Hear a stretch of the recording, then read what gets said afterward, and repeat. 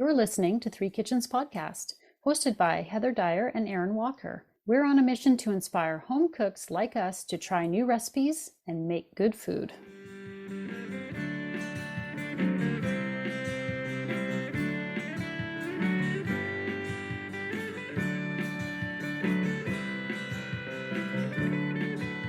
Well, hello and welcome to today's episode of Three Kitchens Podcast. I am one of your hosts, Erin Walker, and I am joined by Heather Dyer. Hi, Heather. Hello. When I listen back to episodes sometimes, my hellos are always so, hello. I hear myself. I gotta figure out a new greeting, like, hey, hey, hey there. Podcast goals for the year. Yeah. New greetings. Figure out how to say hello and not sound like a weirdo. Hello. Or Mrs. Doubtfire. Exactly. The Mrs. Doubtfire hello is always entertaining and good. So we're kind of circling back on something that we did 2 years ago. How is that possible? I know. That is crazy. It kind of blows my mind. So I've continued to work on and develop and put my family through the trial and error on my pizza that I make at home. Oh, your poor family. I know. Put through this trial and error of making pizza. What a hardship. They suffer through all of the different... The problem with that, though, is when they start getting too honest, like actually not appreciating the fact that they get all this beautiful homemade pizza and they're like, well, it could have been, more this or more that. This crust was too salty. I would prefer it with less salt. They're so spoiled. They are. But they provide good feedback now, too. Even though sometimes I don't really want to hear their honesty and I have no interest in getting feedback because it's just one of those nights. Sometimes all you need to do is get something to eat on the table. Yeah. Never mind. I don't need opinions. Yeah. Okay, so I've been working on this pizza dough and playing with it, playing with some of the measurements. It's a really basic dough to make. It is flour, water. I use active dry yeast, which is the little beads you get in the jar, the traditional yeast, and salt. Amazing how tricky it can be to get it the way you like it. Yeah. When it's just these simple ingredients, but the way you make it will determine like the crust you have in the end. Yeah. And this is what I think I've really figured out from spending, I don't know, I've been doing this for at least 4 years playing with this recipe. Is that like technique is everything. And these little things that you can do really help or change how your dough turns out at the end. And the big thing, which I think still is yet to be perfected, is the cooking. And having that hot oven space is challenging, to say the least. And so that I think still needs some time. That one's not quite there yet. You need a real pizza oven. We will be trying out this building a pizza oven thing, but let's be honest, that's not every home cook's availability. I will not. So teach me a way to make it without a pizza oven, because I will not be having So I think we can do this on the barbecue or in your oven. It's totally up to you. So I also played around with the toppings on this, and I think I hit some winners this time on what I made. So I'm excited to see what Heather thinks about this. Because my opinion does count, whereas the family's doesn't as much, because they give it too often and too freely when it's not requested. Mine does count because I only offer it when it's requested of me. I really started playing with this more again because Netflix released their Chef's Table Pizza Edition series. Oh, what was that, like 6 months ago? Anyway, I've watched it a few times. Because my family has all these fabulous ideas and opinions, my children were like, let's move to Italy and we'll open up a pizza shop and you'll be in charge of this and I'll be in charge of that and we could just make pizzas all day. And I was like, well, this sounds like the dream. Yeah. So you might never see me again once we follow through. But watching them work, like spending all the time diving into this and watching people work with the dough and like seeing what people are doing and describing why they do certain things, I find is really helpful for developing. Like I said, it's a simple recipe. It's not that many ingredients. What is it that makes this pizza better? And so watching some of that, I've adopted some of those techniques and I've started realizing where the important parts are in how I form and shape the dough. So I would recommend, if you want to make pizzas, go and watch this series on all these people making pizzas, because it's just like delicious to watch. And I don't know what it is about bread and doughs, but when you make a dough and then it sits, it's amazing when you take it out of those bowls and it has those big, long, stretchy, beautiful strands and it smells all delicious. And I don't know, there is something very romantic in making pizza dough. So this dough that I have finally settled on is going to be enough dough to make 3 large pizzas, which I think is a good amount to go for. I've never done it before, but a lot of people say they make their pizza dough and then they freeze it and take it out when they need it. You could totally do that with this if you don't want to make 3, but when you're making the dough, make a batch of it. Make a good, healthy amount of dough. I will just insert a little comment. Yeah. I have frozen pizza dough. Oh, excellent. And what I've found is that when you take it back out, as it thaws, it's very mushy and sweaty because the moisture in it, as it's thawing, the dough is like sticky and kind of, it's not the same dough you put in the freezer. So it in order to work with it, it requires a bit more flour, but then you're changing what you originally started with. So I just will put it out there that to be aware that when you take it out of the freezer, it's not going to be quite the same as the dough that you put in the freezer. Did you thaw it in the fridge or on your countertop? So I've done it both ways, and both, it's just more wet. Yeah. I'm going to suggest if it's really wet like that, when you take it out and then really knead it to get that moisture kind of back redispersed in the dough. I'm glad that you had the experience to share on that.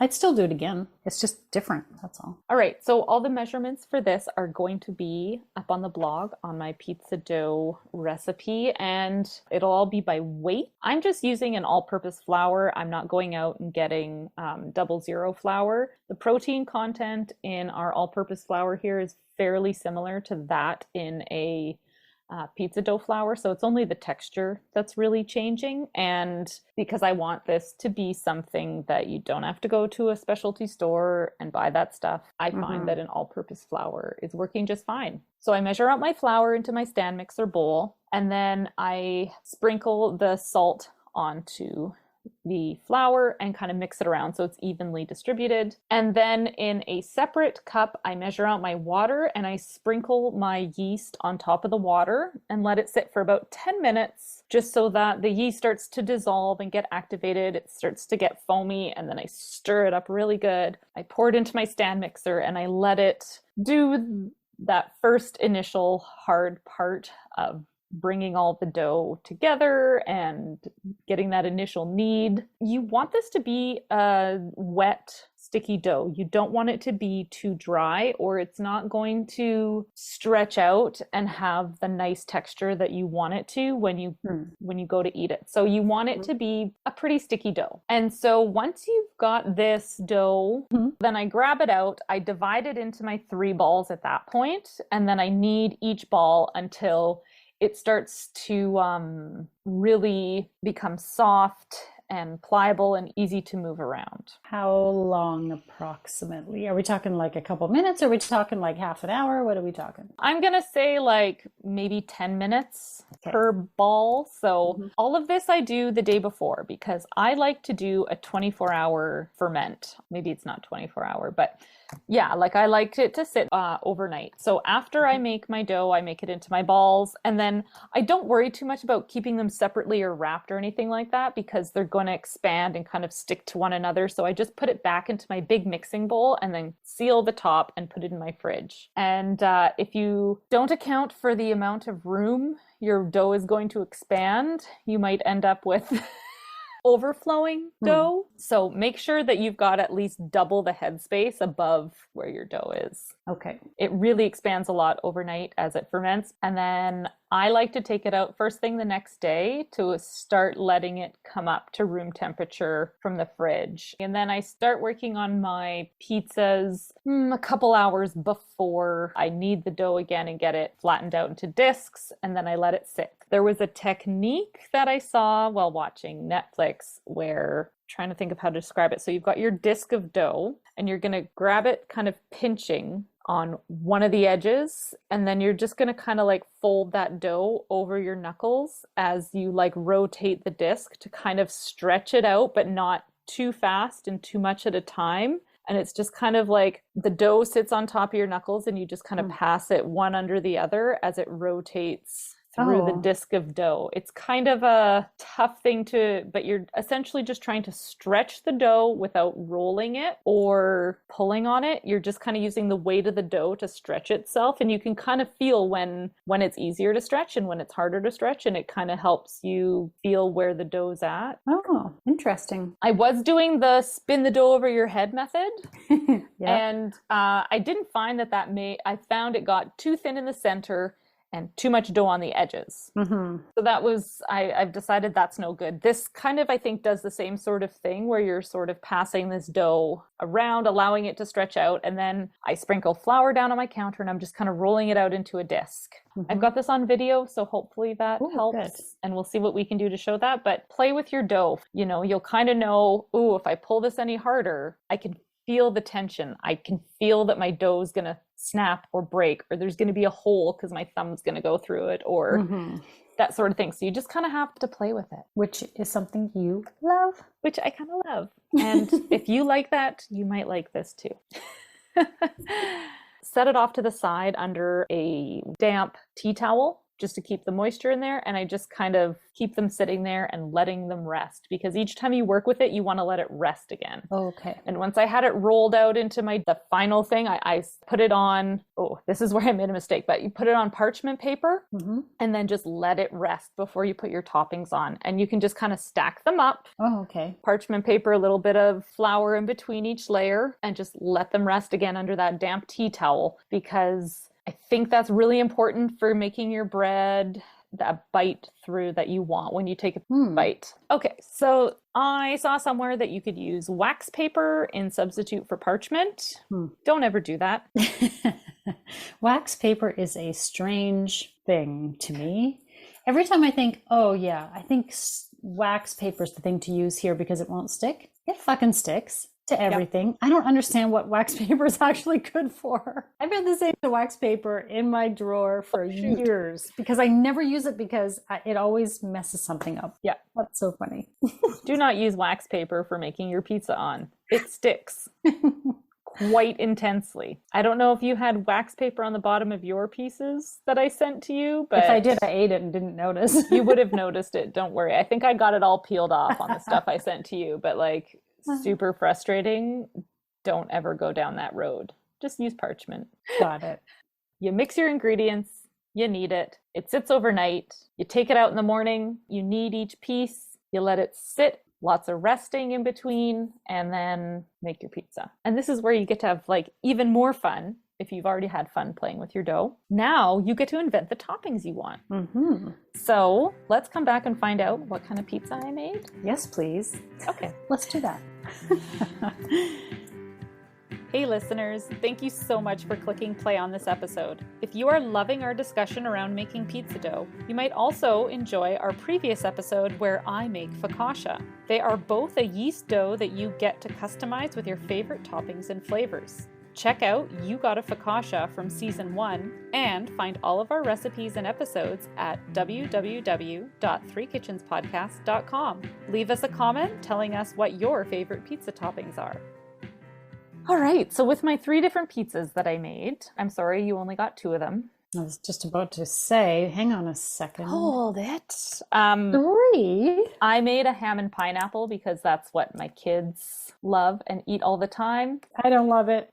Yeah, I know you're not the hammy fan, so I was like... I also don't like pineapple on pizza. I know it's a contentious thing. Wow. It's not the worst. I don't hate it. I like it better than the ham. That's all. It's not my first choice. So I made it first, and I would say it was my least favorite of my pizzas. Oh. I would say it was like the Goldilocks of pizza when I made these, because one of them, it was too hot. One of them, the barbecue was too cool. And the third one was just right. And was it in that order? Like you started too hot and then you turned it down too much and then you got it right. It's exactly how it worked out. It can be really difficult to manage the heat in a barbecue. I have a lot of trouble with that on mine. And also with depending on the external temperature, how windy it might be, it's really difficult. Yep, those would be all the factors that contributed to me not getting my barbecue temperature right. And I think in general, cooking pizzas on the barbecue is probably a little bit harder. You could easily do this in your oven, maintain your temperature a lot better. You want that direct heat on top of your pizza, which is the hardest part of doing this when you're not in a pizza oven, because the bottom is cooking because the stone or the surface in your pizza oven is hot, but then the toppings are getting cooked because you've got that fire that's coming around and directing heat right on top. Yeah. And so I have a pizza stone that I cook on, which is one of those. I was thinking it's kind of like terracotta, but not terracotta. Yeah, I know. That's where I'm thinking too. I have one too, and I don't know what you call it, what it's made of. It's not ceramic. It's clay, I guess. I would say when you do it in the oven, heat up your oven to like 525 or more and like let it really heat up, because this is something we learned from Larry when we were making our sourdough is turn your oven on, let it heat up that stone really good, because it takes a little bit more time to get the temperature of that stone up for cooking your bread on. That makes sense. So heat your oven up to like 525 or 550, and then you can turn it down, I would say, to about 500, and then you can cook your pizza on top of that stone. Let's just keep with oven, because honestly, I think the barbecue thing is still it's so variable. It's more complicated. So let's just go with the oven. Open and close your oven as little as possible when you're doing this. Once you know that the bottom of your pizza is done, if your toppings don't look like they've got enough going on, turn on your broiler and let it melt and do that sizzly, bubbly cooking. I mean, I will just say that whenever I've made pizza, the toppings don't really need to be cooked so much as melted all together and warmed up. Like, it's not like you're putting raw meat. That's true. On top of a pizza, right? Most of the time, whatever you've got on there just needs to be warmed up and melted with all the cheese. And as long as your crust is done and your cheese is melted, you should be good to go. And it's getting that cheese to that sort of what I would consider optimal condition, because if it's just kind of melty, it's gross. You want it to have a chance to sort of bubble and blister and get brown. Kind of greasy. And that sounds terrible, but you want that kind of, you want that that's to why you leak think of in. Greasy pizza. It's that cheese, the oil from the cheese starts coming out, and yeah, that's important. Anyway, so ham and pineapple with some cheese on it. Kids like it. Good enough. Tomato sauce? Tomato sauce. I just use, honestly, canned tomato sauce. I don't even buy pizza sauce for it. I just put a couple scoops of tomato sauce, olive oil, and I just paint it around with a brush. And then lay your ham and your pineapple on, sprinkle it with cheese. You don't want too much cheese or it won't melt evenly. And you don't want too little cheese or it won't have enough grease to hold everything together. Yeah. If you're comfortable with spending the money on olive oil these days, holy crap, has that gone up in price? Oh, like everything else. If you're not using a ton of cheese, a good thing to do is just sprinkle, a quick whoop of olive oil over top on the top of the pizza to get that, you want that greasy stuff going on. So the second pizza that I made, which the barbecue was too cool on, was a chimichurri, brisket, and fresh tomato pizza with boursin cheese and a little bit of mozzarella on top. Are you waiting for me to? Oh, okay. I am requesting your opinion. I have kind of fallen down on my job here because I did not take notes. I should have taken notes. Been like, okay, what's on this pizza? It was like yesterday. I know, but I didn't note. What I couldn't have told you which one had the boursin, even though I saw on your videos or a photo or something on the drive. I saw it. Okay. I was like, oh, where was that? It doesn't matter. They were I don't even know how to talk about one individually because they were both so good. And I ate them on different days because I warmed one up and it was quite filling. And so then I was like, the next day for breakfast, I had the other piece. Both I thought were super delicious. And I love the crust had like some big air bubbles in it. Yeah. Which I really like because then the top is like super crispy. It's like you're going through a crunch into that air bubble. I love that. Mm-hmm. I think you almost have to have that when you're having a pizza. I did find the brisket as a topping. Yeah. Kept falling off. Like it would like stay on the pizza. It was like, I got brisket all over the place because I'm like eating it by my hand. Yeah, yeah. You know, of course, I'm holding my pizza and the brisket's falling off on like the counter. And I'm like, oh, I just felt like it didn't hold together as well as some toppings really get stuck to the cheese. Yes. I felt like the brisket didn't really. This was the tomato one. Yeah, like where it was chunks of brisket. Yeah.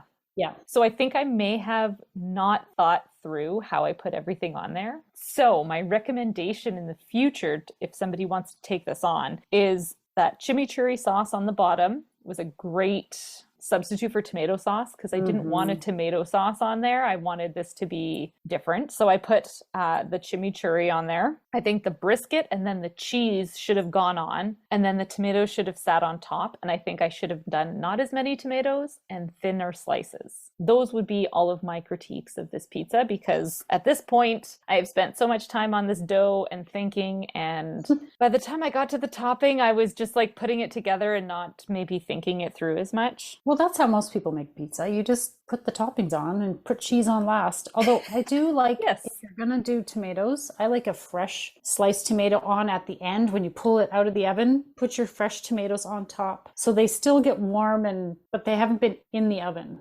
Yeah, I think that would be a better way. Yeah. So I would say overall decent flavors, but maybe a little bit different. Again, it's all about how you put it together. God, pizza, you're killing me. All right. In the best way. Yeah. Right. So the final pizza I made also had brisket chopped up on it. I made a horseradish sauce that I put on the bottom. Then I put brisket on that. And then I sliced up pickles, dill pickles, and popped it in there. And then I sprinkled all of that with a fine breadcrumb and then cheese. And then another sprinkle of breadcrumbs on top. This one was so interesting. So I was right when I said the brisket was falling off. It was the first one you were talking about. Okay. This one with the pickles, it all held together a little more. But I was like, at first I started eating, I'm like, what is going on here? Are there pickles on this pizza? Yes.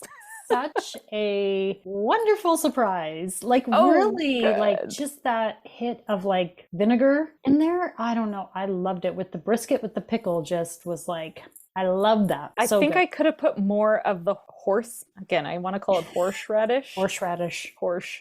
I did not identify that there was horseradish in there. I'm going to call it a horseradish aioli because it had mayonnaise, sour cream, horseradish, some hot sauce. It's kind of like the chicken, the Alabama white sauce, chicken dip sauce, but a little bit different. I was trying to create like a brisket sandwich on a pizza. And so I also had my fresh sourdough bread that I've been cutting and leaving in my freezer. And so I just whipped up those breadcrumbs and sprinkled those on because I thought I want that flavor in there too. That was interesting. And this was the best crust because this was the bite through. This got the right texture. This one was the Goldilocks pizza. Because it had the right temperature. Yeah, I think this is where I finally got that temperature perfected. This was my favorite. I'm glad you said it was the one that you thought was the best because I thought it was the best. Yeah. Yeah, that crust was like perfect. I was like confused about the breadcrumbs. I'm like, does it seem like there's breadcrumbs on this pizza? What's that about? But I'm all for like trying new stuff. So I don't know that it was like make or break. I think the pickles really made that pizza. I don't know if the breadcrumbs were necessary. Right. But I mean, no complaints. Make that pizza for me anytime. Awesome. Well, I think making pizza at home is not simple. We definitely heard that when Sarah made this a few years back and all the complications with it. I definitely know I have spent so much time doing this, and yet every time it kind of feels like, is this the right texture? Is this the right temperature? I mean, that's the hardest part of this, and this is where you really kind of just have to keep finessing it. And I'm sure it's different every time you make it. Well, it's not going to be perfect every time. No. Just depending on so many variables. There's so many little variables. So I appreciate a good pizza when I go out. This is not what I would call a thin crust pizza. So if you're, there's different types of pizza. And if you like either a deep dish or a thin crust, it's not that. This is in between, I would kind of say. Yeah. Right? And I think you can go and find different recipes that will have different sort of things going on to make your crust thinner or thicker or how you like. Yeah. So the one that Sarah made for us a couple of years ago, it was a thin crust. Yeah. If I'm remembering right. It was quite thin, and she rolled it out thin and shaped it into these beautiful, they look like a fan, but it was a thin crust pizza she was going for. And if you're wondering, what are we talking about? Who is Sarah? If you're new here, welcome. But also, when we started the podcast over 2 years ago, we had a third host, our friend Sarah. And so if you listen to early episodes, she made a third of the recipes for the podcast, and she made pizza for us. So it's a completely different type of pizza in that episode. But if you're curious, go back and listen to that episode as well. And having been the third person who got to eat both, I'm here to tell you they're both delicious. Thin crust, a little bit thicker crust. Now, who's making deep dish? not Sounds like it's your turn. You just voted yourself in. No.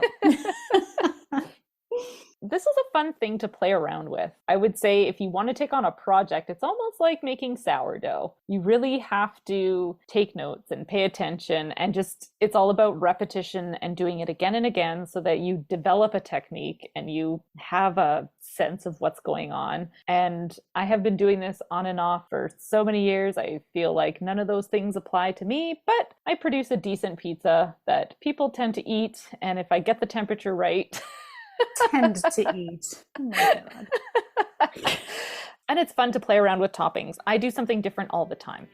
You make a delicious. Well, thank you, Heather. Yummy. Everybody go make pizza. Go play around and try pizza. I mean, honestly, there's never been a pizza that I've totally hated unless I've burnt the shit out of it. So just don't do that and you'll be okay. Yeah, don't do that. Go forth and make pizza.